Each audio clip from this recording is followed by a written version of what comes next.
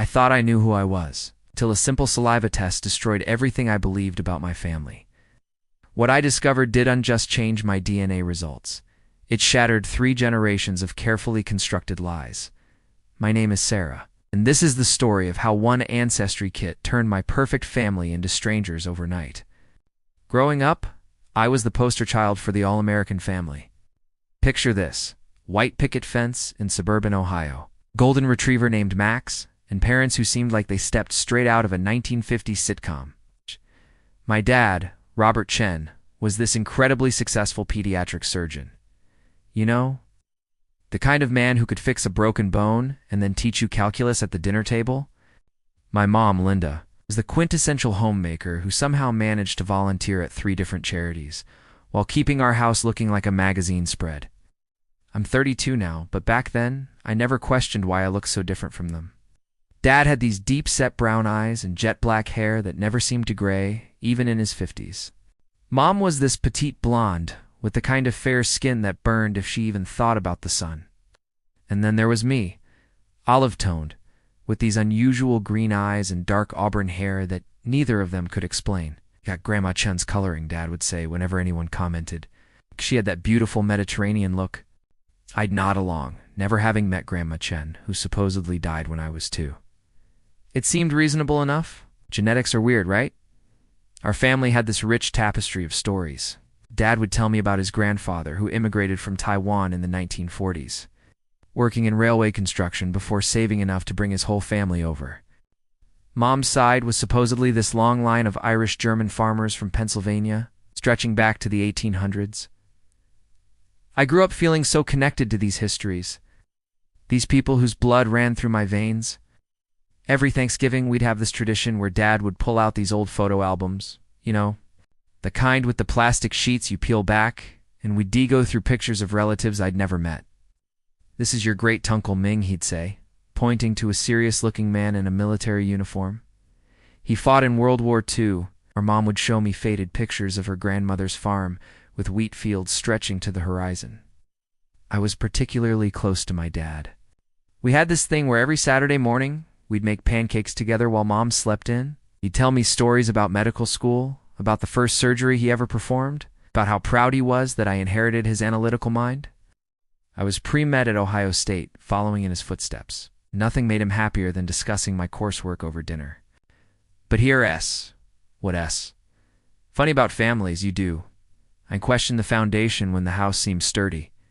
I never wondered why we never visited Dad's family in California, or why Mom's relatives in Pennsylvania never came to our holidays. Busy lives, they'd say. You know how it is. And I did know, because I was busy too. College, then graduate school, then building my own life.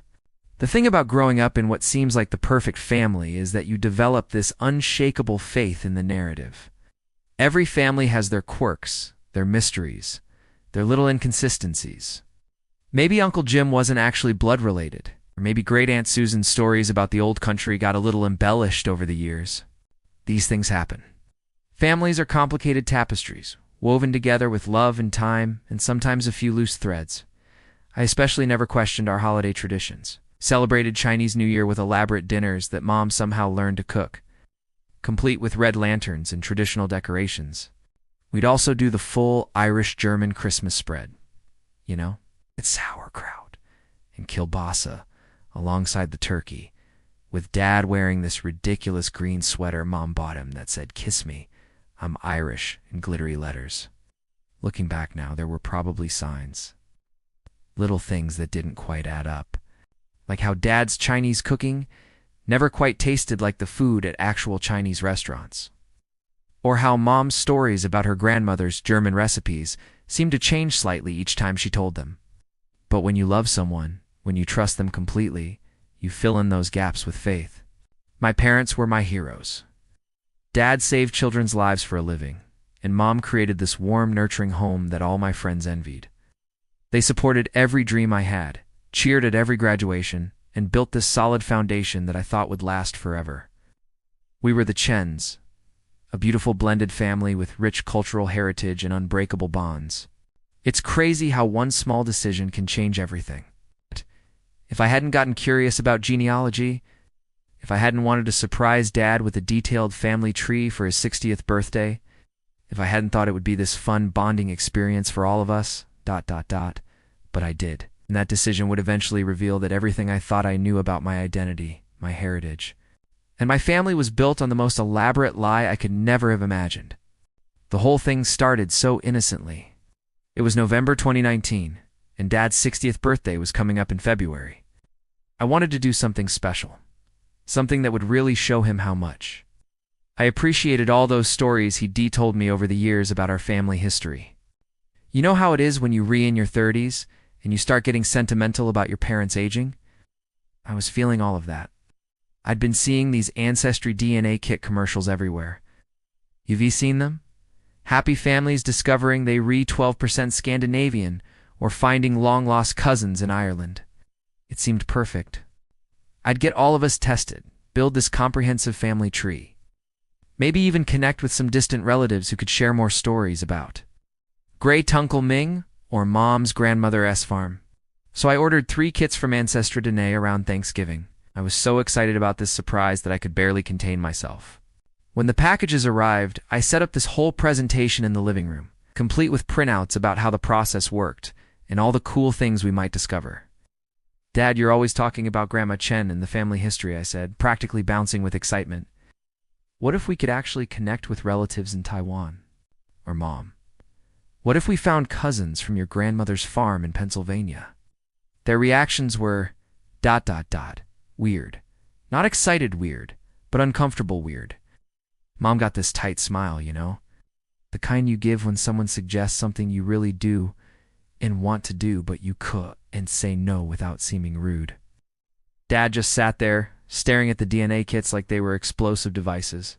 Sweetie, these things aren't always accurate, Mom said, her voice strained. In privacy, you know? Do we really want our information out there? Dad nodded along, adding, plus, we already know our family history. What more is there to discover? But I was too excited to pick up on their reluctance. I pushed and cajoled and basically made it impossible for them to say no without hurting my feelings. Come on, it'll be fun. Think of all the stories we might uncover. We'll find out we're related to someone famous. Finally, reluctantly, they agreed. We all did the saliva samples together one Saturday morning. The same Saturday morning tradition where we used to make pancakes, except now we were spitting into tubes. I remember making jokes about it, trying to lighten the mood because they both seemed so tense. The waiting period was 6 to 8 weeks, and I was checking my email constantly. I'd read articles about DNA discoveries, watch YouTube videos of people getting their results, and plan out how I was going to organize all the information we'd get. I even started researching genealogy software and bought a fancy notebook to document everything. Around week 4, I noticed my parents acting strange. Not dramatically different, but just ... off. Dad would get quiet when I brought up the DNA tests, and Mom started changing the subject whenever I mentioned the upcoming results. I caught them having whispered conversations that stopped the moment I walked into the room. Are you guys okay? I asked one evening over dinner. You've seemed stressed lately.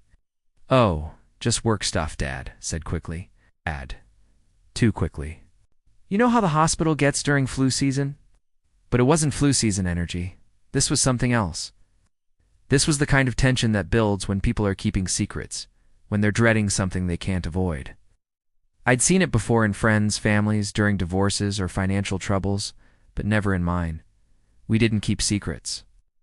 We were the transparent, communicative Chens. The weird behavior escalated as we got closer to the results date.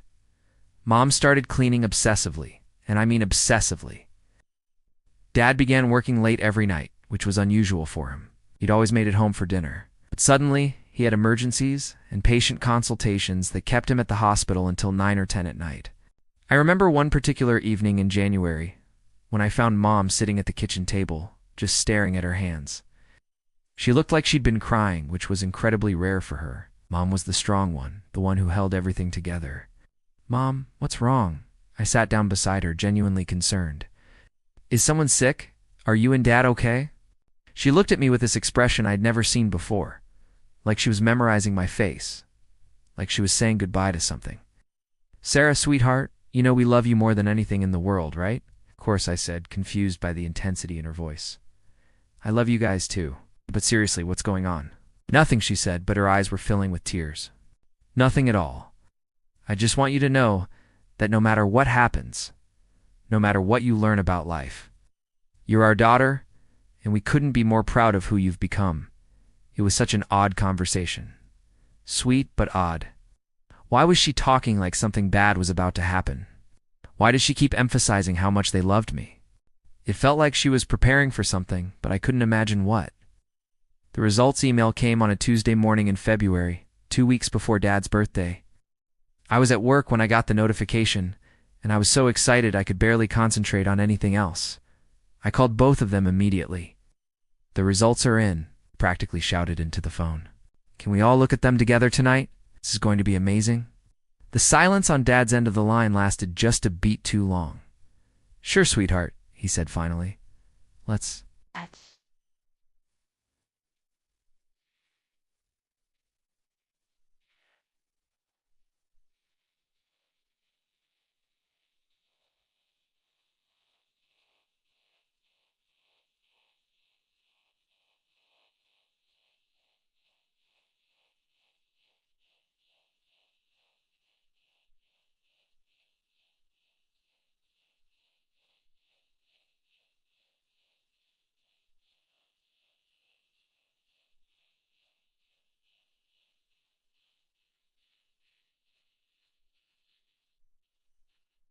Wait, wait, or where did the love for where do I apply for where do what's the what's that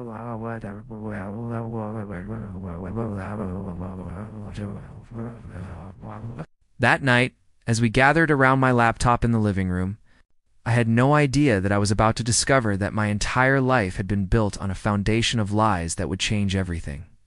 I thought I knew about love, family, and who I really was. That Tuesday evening felt electric with anticipation. I had my laptop set up on the coffee table, the same spot where we used to do jigsaw puzzles when I was a kid. Mom made her famous hot chocolate, the kind with real whipped cream and a dash of cinnamon, and Dad sat in his usual chair, the worn leather recliner that had been his throne for as long as I could remember. Okay, who wants to go first? I asked, my fingers hovering over the keyboard. I was practically vibrating with excitement. Dad, since this whole project was for your birthday, why don't we start with yours? He shifted in his chair, and I noticed his knuckles were white where he gripped the armrests. Actually, why don't you go first, sweetheart? Ladies first, right? I should have picked up on his reluctance, but I was too caught up in the moment. Fine by me. Let's see what secrets the Chen Morrison DNA holds. I logged into my account, and there it was. Your DNA results are ready. The first thing that loads is always the ethnicity breakdown. You know, the colorful pie chart that tells you what percentage of which regions your ancestors came from? I was expecting to see a mix of East Asian and Northwestern European. Maybe some Irish and German, possibly a surprise or two, but nothing too dramatic. What I saw instead made absolutely no sense. That can't be right, I whispered, staring at the screen. The pie chart showed 47% Italian, 23% Greek, 18% Middle Eastern, and 12% Ashkenazi Jewish. There wasn't a single percentage of East Asian, not one drop of Chinese heritage. The Northwestern European, that should have represented Mom's side, completely absent. Mom's hot chocolate mug slipped from her hands and shattered on the hardwood floor. The crash made all three of us jump, but nobody moved to clean it up. We just sat there, staring at numbers that made no sense, at a genetic breakdown that belonged to a completely different person. There must be some mistake, I said, my voice getting higher. These testing companies mess up sometimes, right? Sample contamination or database errors or something? It was grasping, desperate to make this make sense. I mean, look at this. It says I'm nearly half Italian. We're not Italian. We've never been Italian. Dad finally spoke, his voice barely above a whisper. Sarah? No, seriously. This is obviously wrong, I continued, refreshing the page, as if that would somehow change the results. I'm going to call their customer service tomorrow. This is exactly why you were worried about accuracy, Dad. These companies clearly don't know what they're doing. But even as I was saying it, something was clicking in the back of my mind. Those green eyes that neither of my parents had, the olive skin that tanned easily while they both burned. The way I looked nothing like either of them, which I'd always attributed to recessive genes or distant relatives. "Let me see yours, Dad," I said, moving to click on his results. "Maybe there's some systematic error affecting all of our samples." "Sarah, wait," he started, but I'd already clicked. His results loaded, and my world tilted sideways. Robert Chin's DNA was exactly what you'd expect: 68% East Asian, 20% Southeast Asian, 12% trace regions from various parts of Asia. Completely and totally Chinese. Just like his stories had always suggested. Nothing unexpected, nothing that didn't make sense. The silence in the room was deafening. I looked from the screen to Dad, from Dad to Mom, trying to process what I was seeing. If Dad was definitely Chinese and I was definitely not Chinese, then Mom, I said, my voice cracking, "Show me yours." Her face had gone completely white. She looked like she might pass out, but she nodded toward the laptop. With shaking hands, I clicked on her results. Linda Morrison. 78% Northwestern European, 15% Irish, 7% Scandinavian. Exactly what her family stories had always suggested. Blonde-haired, fair-skinned, Irish-German from Pennsylvania, just like she'd always said. I stared at 3 sets of DNA results that told an impossible story. Dad was Chinese, Mom was Irish-German, and I was Italian, Greek, Jewish, Middle Eastern. A genetic combination that had nothing to do with either of them. The math was simple and devastating. If these results were accurate, then Robert and Linda Chin were not my biological parents. "I don't understand," I whispered, looking back and forth between them. "This doesn't make any sense. How can I be Italian if neither of you are Italian? How can I not have any Chinese DNA if Dad is my father? How can I not have any Irish or German if Mom is my mother?" The silence stretched on for what felt like hours, but was probably only seconds. Finally, Mom broke.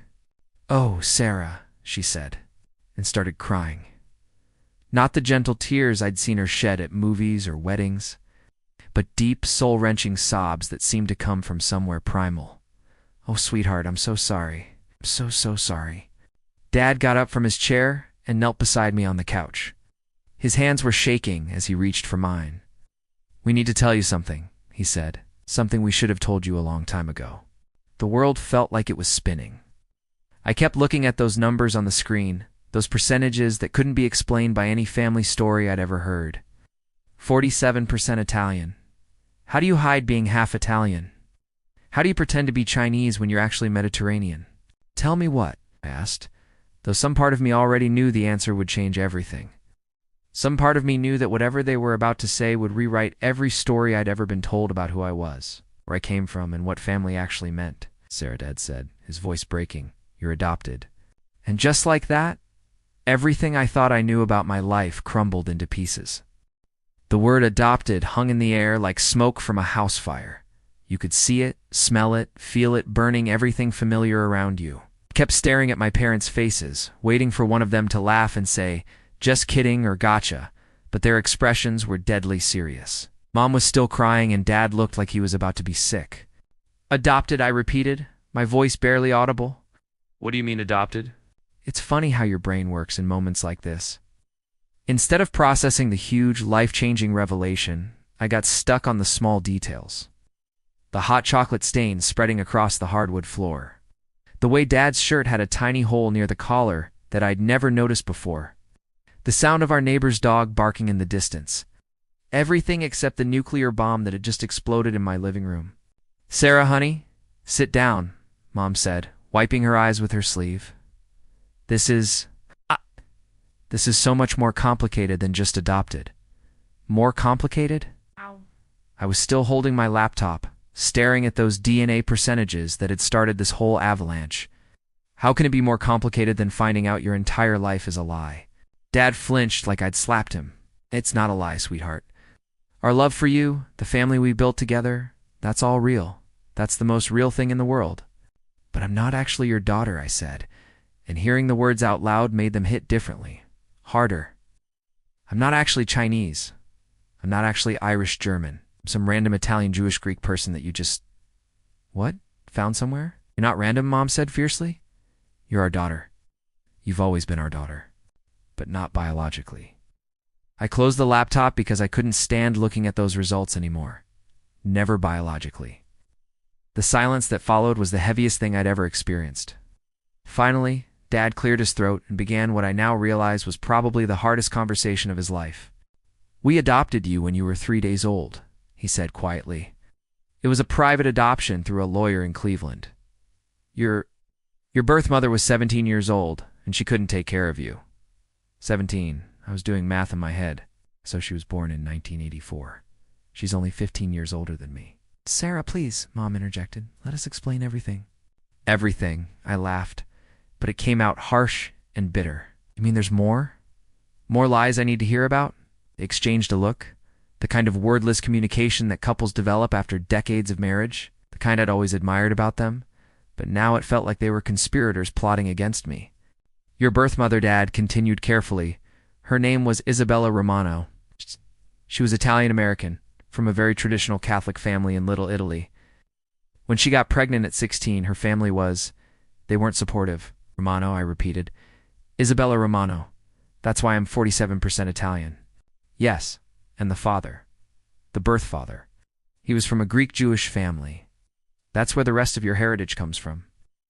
I felt like I was hearing about characters in a book, not my actual genetic origins. These weren't my parents sitting across from me.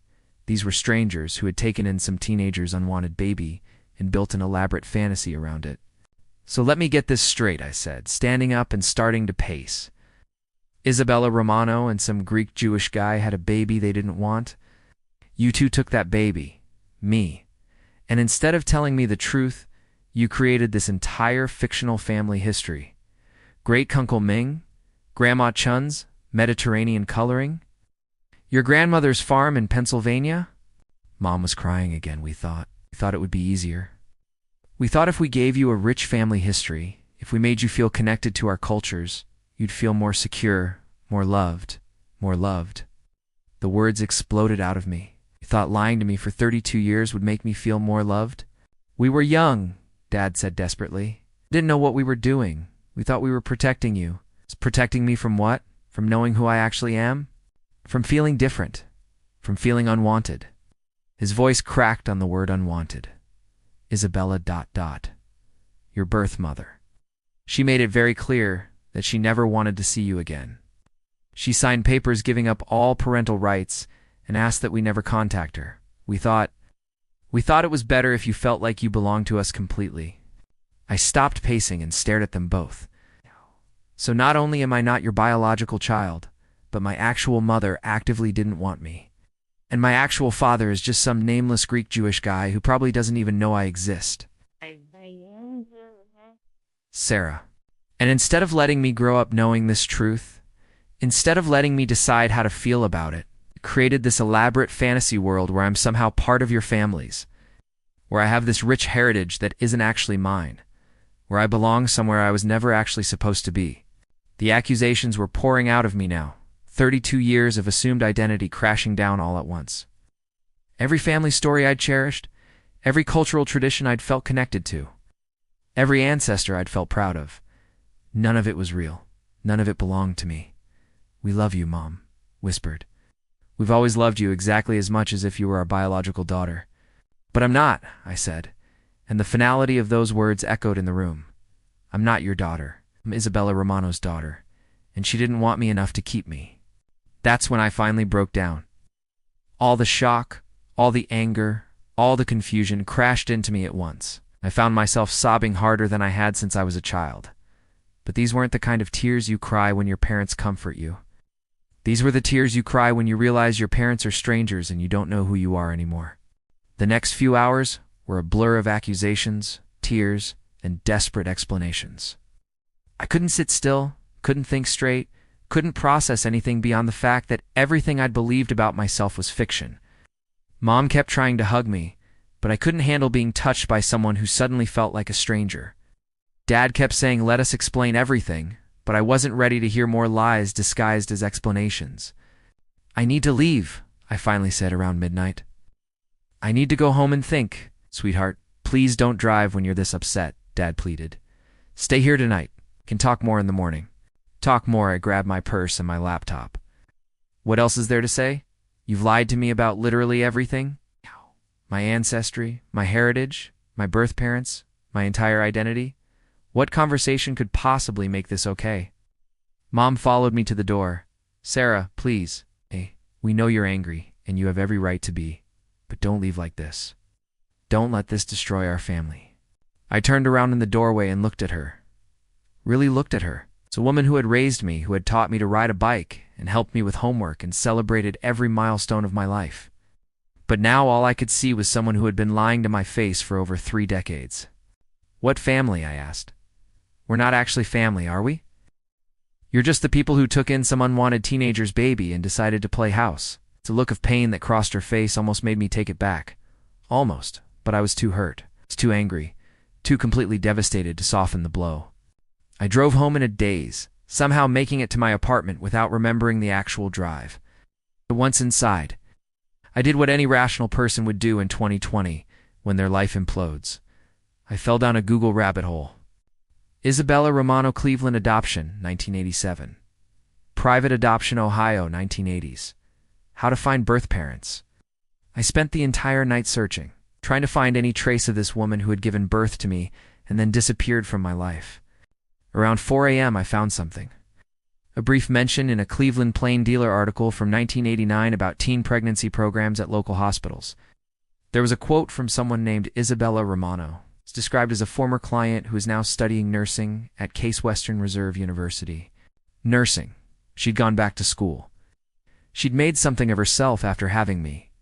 The article was brief, but it mentioned that she was working with other young mothers, helping them navigate the challenges of early parenthood or adoption decisions.